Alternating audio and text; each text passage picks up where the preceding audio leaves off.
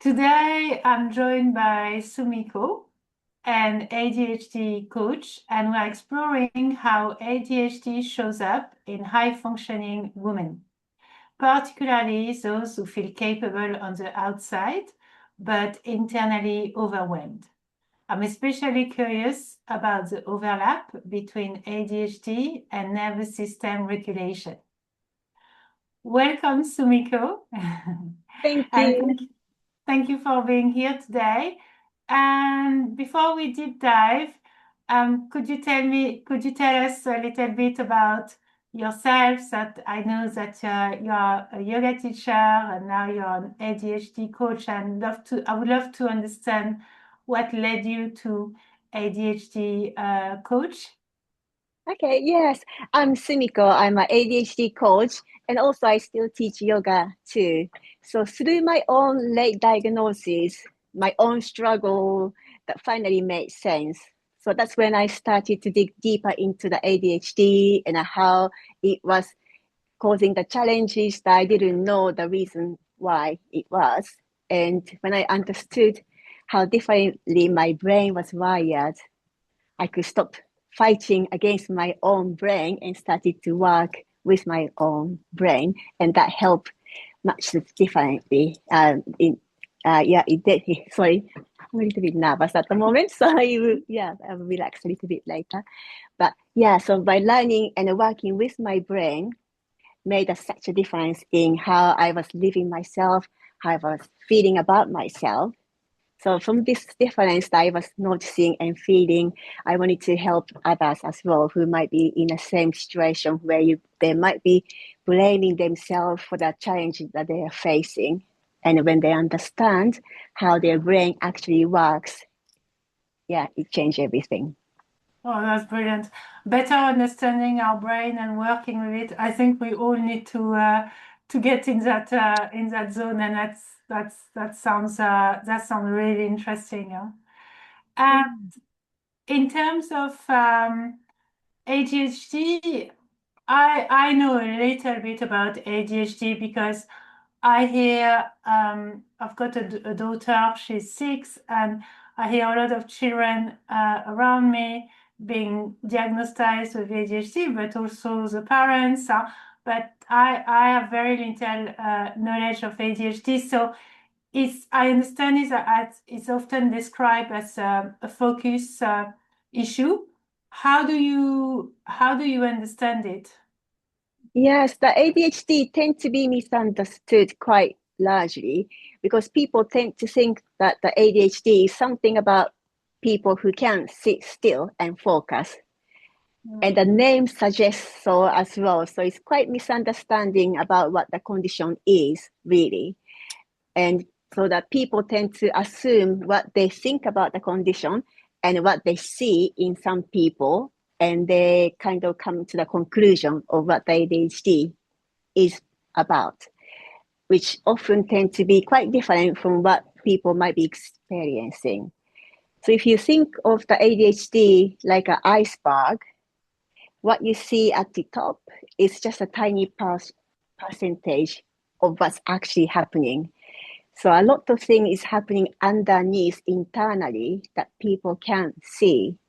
So they tend to assume from what they see that is only the top and come to the conclusion of what the condition might be. So yeah, it's not about just can't focus.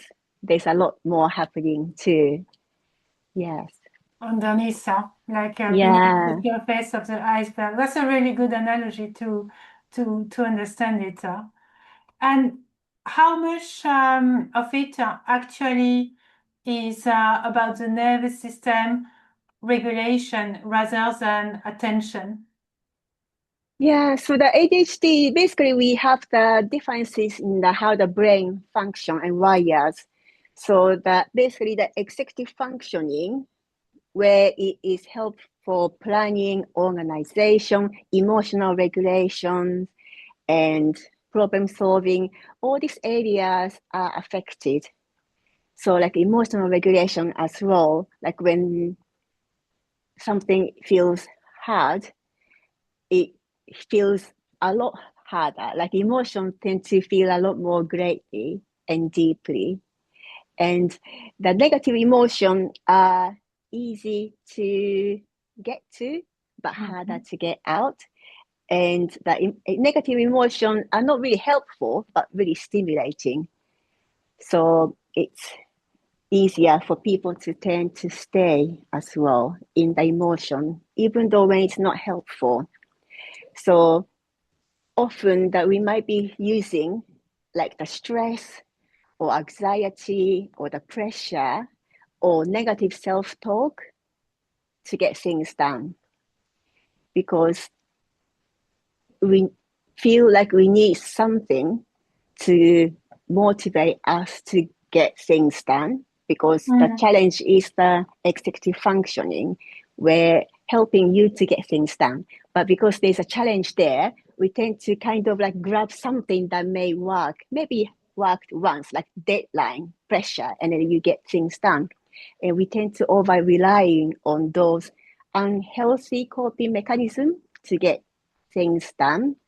And once we get used to it, it's hard to relax and try something else because we get so worried that what if it doesn't work. So the nervous system wise, we tend to be in like a fight or flight and freeze mode because we are always kind of running on stress and worry, anxiety, and we use that like too much and relying on too much, and that becomes like a normal state. So we may not realize that we are actually constantly stressed because that becomes just too normal.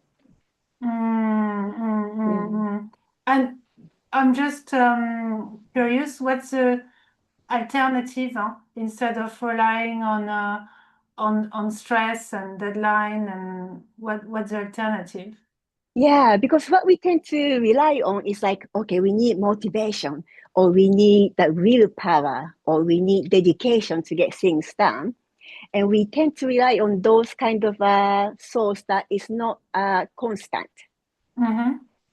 And so we could create those motivations by generating it, or we could use the external accountability, which is always steady.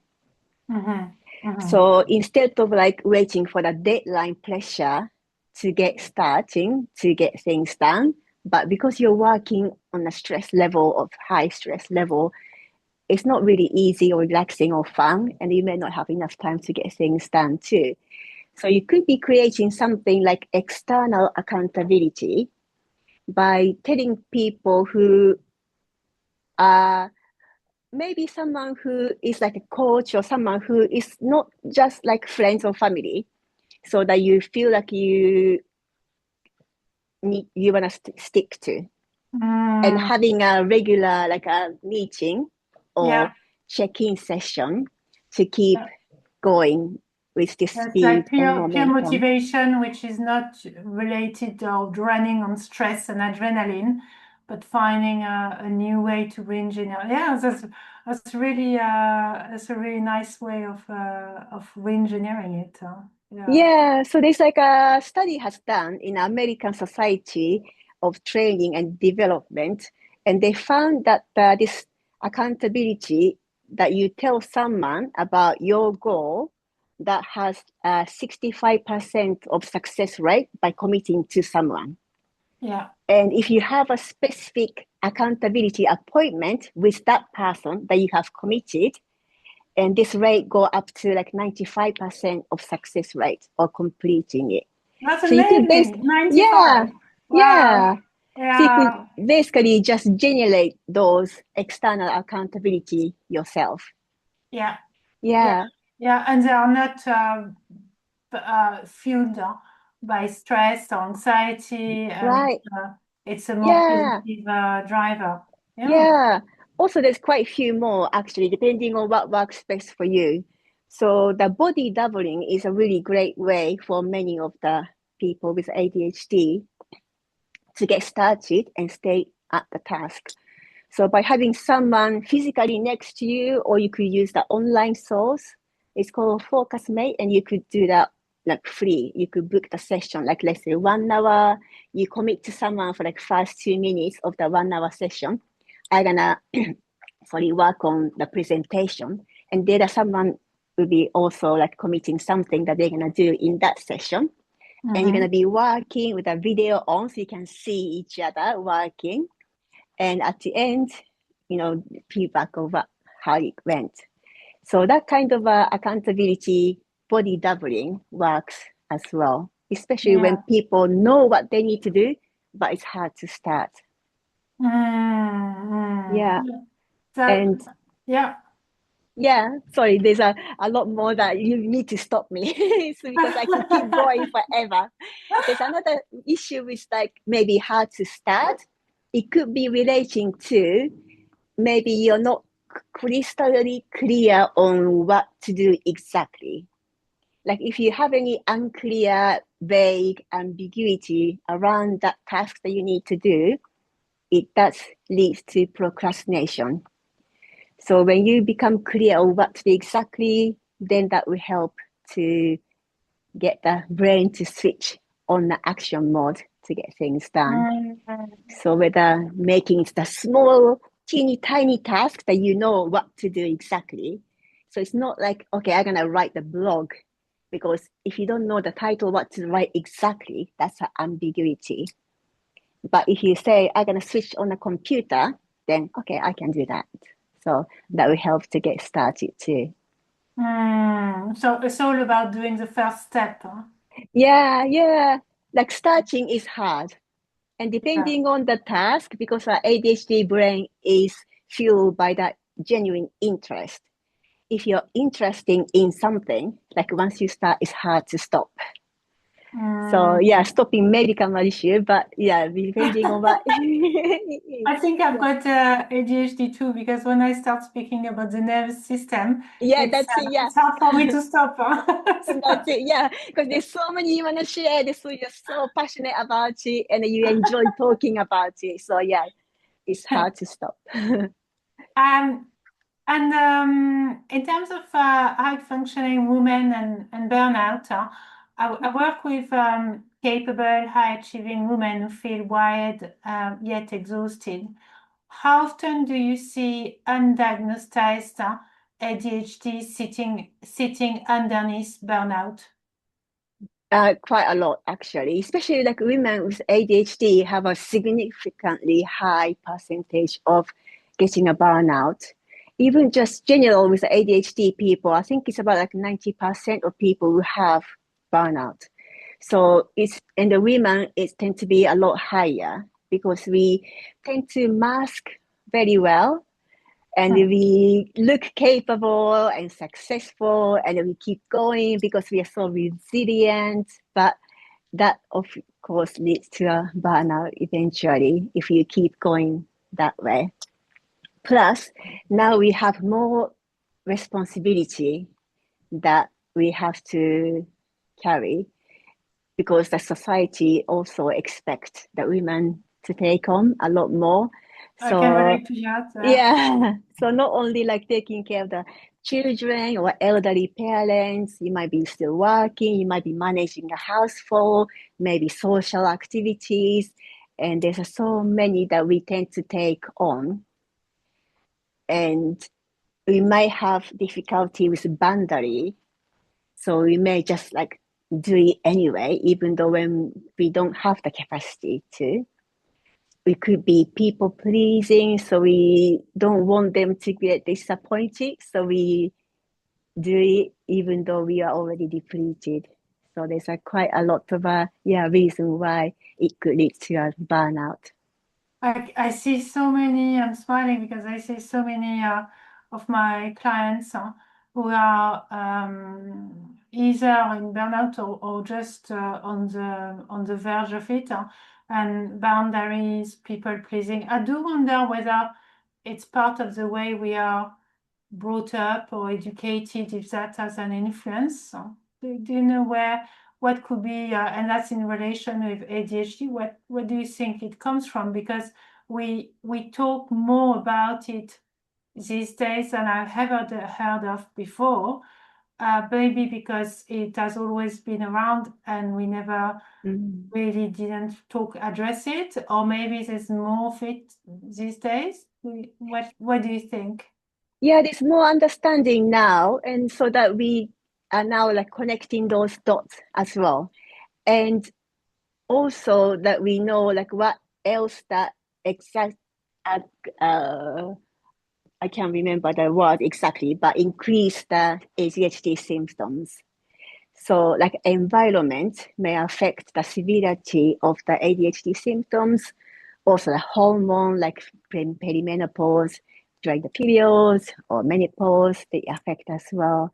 And the environment is different now, which is not really friendly for our ADHD brain because our modern world rely heavily on our executive function where we tend to have challenges. So that also creates that too. So for someone listening and who wants to take some quick actions on improving their environment, what can influence in the environment, and what in the environment we can take off or reduce in order to calm the symptoms? Yeah. So start to think about like what will make it easier for me to do certain things and what make it harder. Or if you have the tasks that you're not doing, then why is it hard for me to do that? So working on like what will makes it easier for you, then that will start to give some clue of what you could do to build your own system and environment that works well. So, for example, like if you find yourself that you are focusing really well at late at night, and you might be thinking like, oh, because I'm a night owl, and then you go late into the night and maybe early morning. But if you have to wake up early the next day because you may have a children or the work or social commitment, then you do need to secure the sleep time. So in that case, what make it easy for you to focus and do great work in that evening? And that could be because it's quiet, everyone is sleeping, no one is asking for anything, so there's no interruption, and you don't have to worry about what if the school call or someone called because they're all sleeping. And you could create those environments in the daytime instead. So that could be how you may start to notice like, oh, because I do great work in the evening. Why is that? And also you could maybe start to catch yourself when you start to pay attention and looking for what you do instinctively that help you to do things easier. Like if you are noticing yourself talking out loud, then I do tend to talk out loud when I am cooking because I'm following the recipe so I can stay focused and move step by step. Or when I'm talking out loud, I might be talking to process what's happening in my mind and try to come up with a conclusion or solving the problem that you have. So something like that, you may start to notice like what you do naturally. There might be a reason why, and that might be the support that it's invisible, but it's always there. But you didn't realize that that was there for the supportive reason. It's a bit about mindfulness, like in yoga, where awareness goes, energy flows. We say, Yeah. and becoming conscious of what works, but also what doesn't. Sumiko Yeah. Pascal for it.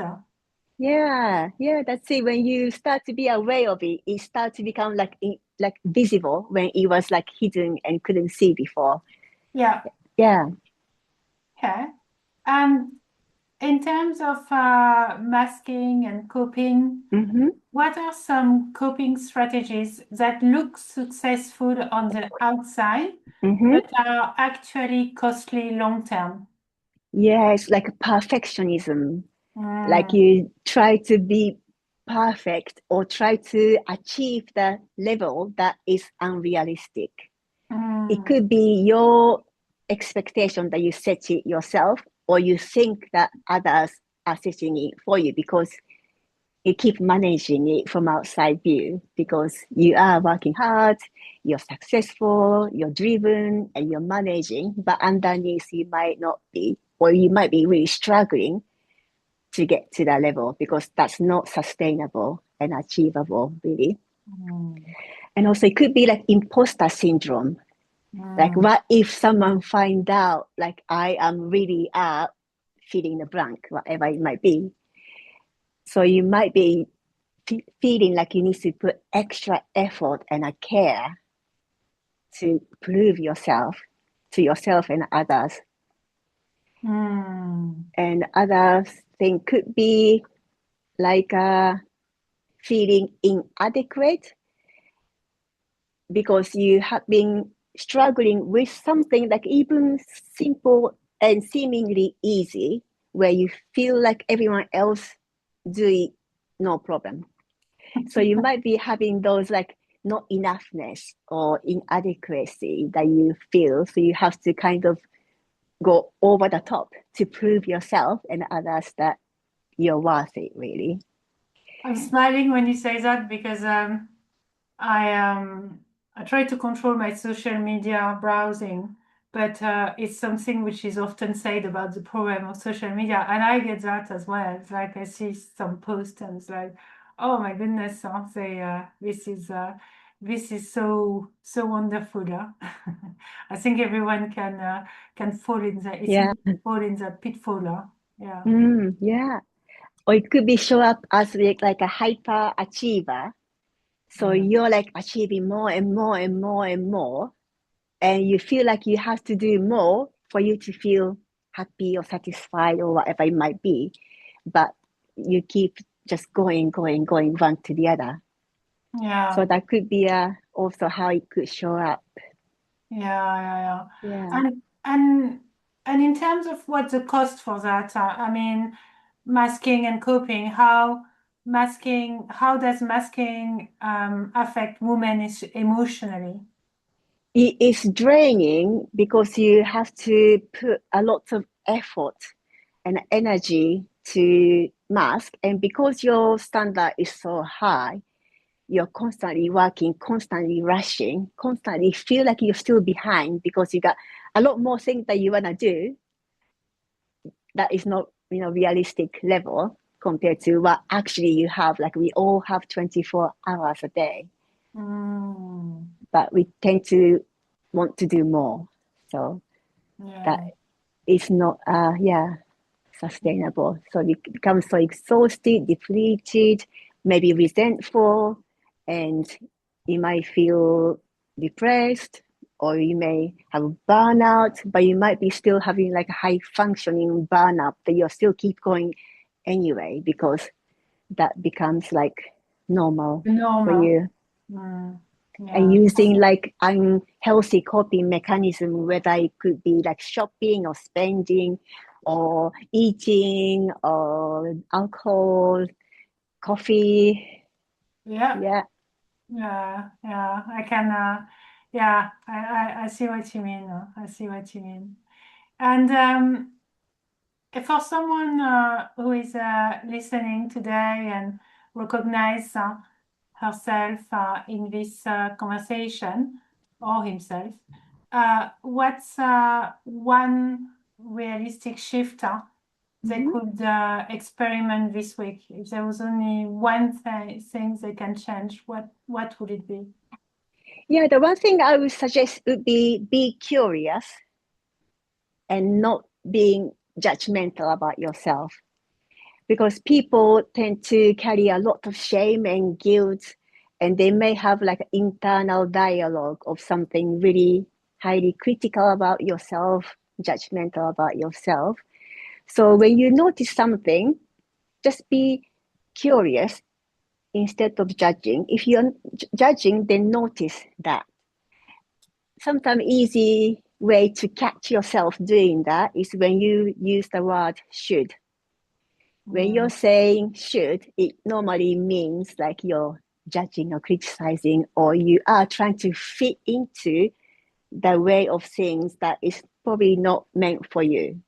Because lots of system, or you should be able to do this, it should be easy, that kind of stuff is normally meant for like 90% of the neurotypical brain, where the neurodivergent brain may need something different that is suitable for you. So just because it's hard doesn't mean that you are lacking in any effort or willpower or any ability or any of that. It just means that your brain hasn't been supported in a way that work for your own brain, because then it become easy for you because it's suited for you. So, To be aware of the shoulds, though. yeah, be able to shoot. And when is it time to seek formal assessment or coaching? Yeah, the coaching could be done anytime. The sooner you start, the better. Or it doesn't need to be coaching, but if it's something that is working for you, you can start like now. It doesn't need to be waiting for the diagnosis, especially the waiting list is really long. Is it So yeah, it could be a few years. years? Some Oh. people has been told 8 years. Yeah, yeah. So don't wait for that diagnosis. If you notice that something you find it challenging, then there's a challenge that you wanna do something about it. Whether if it's actually that ADHD or not doesn't really matter, because you wanna make it easier for you. So you don't have to wait for the diagnosis or anything like that if you wanna make some shift now. And the diagnosis might be useful if you wanna try medication to see if that helpful for you, or if you are in like a work situation or in a school situation where the diagnosis might be needed for some accommodation. Or some people just want to get the diagnosis so you don't have to continue feeling like imposter syndrome about it, because they may feel like, am I just imagining that I have ADHD, or am I using that as an excuse? So some people just want to have a relief and a reassurance that, okay, yeah, I was right. Yeah, that's why I'm struggling. So they want to Yeah. have a reason. So it could be, yeah, useful to get the diagnosis depending on that individual.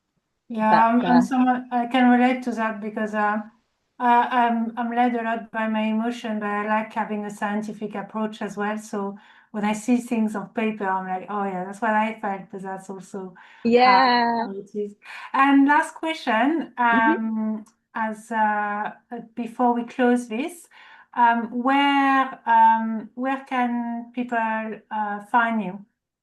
Yeah, you can find me at my website, which is coachsumiko.com, or I have an Instagram account as well at Coach Sumiko, the same name. And I have actually a free gift I want to offer, because lots of us might be getting in our own way and creating more stress, anxiety, and wasted time and energy. So I have an assessment that I can provide to give you like what kind of way that you might be self-sabotaging your intention and progress and well-being. So if you could email me and just say Saboteur Assessment, then I'll send you the link and we could go from there. So it's Brilliant. hello at coachsumiko.com. Excellent, excellent. I'm sure lots of people will be interested, especially when the waiting time can be 8 years. So Yeah, yeah. And this saboteur assessment, it doesn't need to be someone who has ADHD, it could be anyone, because it actually underlying a lot of challenges that we have these days anyway. And by working that and identify that, it will give you a more solid foundation so that the progress doesn't just crumble after the novelty wear off after a few days. well, thank you very much, Sumiko, for sharing all those information and your time and giving all those practical tips to our listeners. It was an absolute pleasure to do this with you today.